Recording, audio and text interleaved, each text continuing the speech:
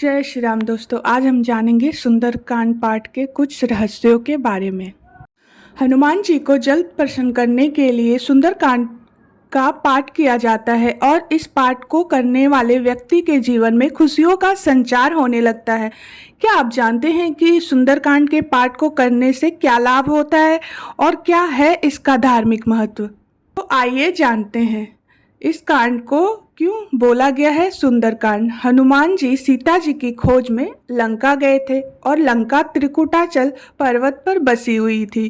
त्रिकुटाचल पर्वत यानी यहाँ 3 पर्वत थे। पहला सुबेल पर्वत जहाँ के मैदान में युद्ध हुआ था, दूसरा नील पर्वत जहाँ राक्षसों के महल बसे हुए थे और तीसरा पर्वत का नाम है सुंदर पर्वत जहाँ अशोक वाटिका थी।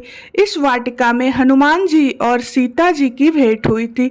इस कांड की यही सबसे प्रमुख घटना थी, इसीलिए इसका नाम सुंदरकांड रखा गया। शुभ अवसरों पर क्यों कराया जाता है सुंदरकांड का पाठ? शुभ अवसरों पर गोस्वामी तुलसीदास द्वारा रचित श्री रामचरितमानस के सुंदरकांड का पाठ किया जाता है। शुभ कार्यों में शुरुआत से पहले सुंदरकांड का पाठ करने का विशेष महत्व माना गया है। किसी व्यक्ति के जीवन में ज़्यादा परेशानी हो, कोई काम नहीं बन पा रहा हो या फिर आत्मविश्वास की कमी हो या कोई और समस्या हो, सुंदरकांड के पाठ से शुभ लाभ की प्राप्ति हो जाती है। कई ज्योतिष या संत भी विपरीत परिस्थितियों में सुंदरकांड पाठ करने की सलाह देते हैं। जाने सुंदरकांड का पाठ विशेष रूप से क्यों किया जाता है? माना जाता है कि सुंदरकांड के पाठ से हनुमान जी प्रसन्न होते हैं। सुंदरकांड के पाठ से बजरंगबली की कृपा बहुत ही जल्दी प्राप्त हो जाती है। जो लोग नियमित रूप से सुंदरकांड का पाठ करते हैं उनके सभी दुख दूर हो जाते हैं। इसमें हनुमान जी ने अपनी बुद्धि और बल से सीता जी की खोज की है। इसी वजह से सुंदरकांड को हनुमान जी की सफलता के लिए याद किया जाता है।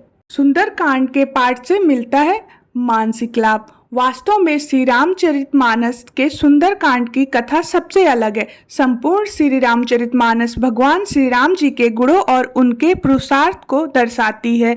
सुंदरकांड एकमात्र ऐसा अध्याय है जो श्री राम जी के भक्त हनुमान जी की विजय का है।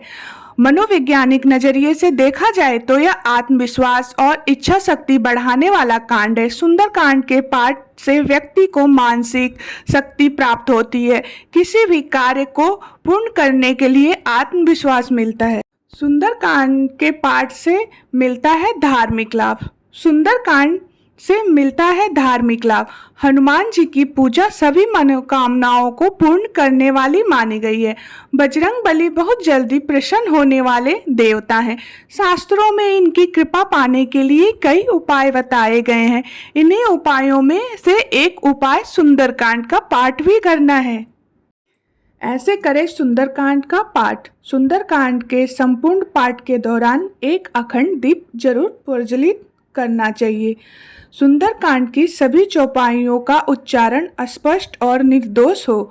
एक बार पाठ प्रारंभ कर देने के बाद इसे पूरा करके ही उठे। बीच बीच में पाठ रोकना नहीं चाहिए।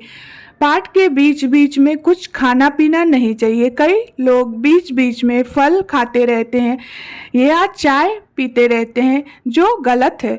सुंदरकांड का पाठ पूर्ण होने के बाद हनुमान चालीसा का पाठ भी करना चाहिए। गर्भवती स्त्रियों को सुंदरकांड का पाठ नहीं करना चाहिए। जय श्री राम।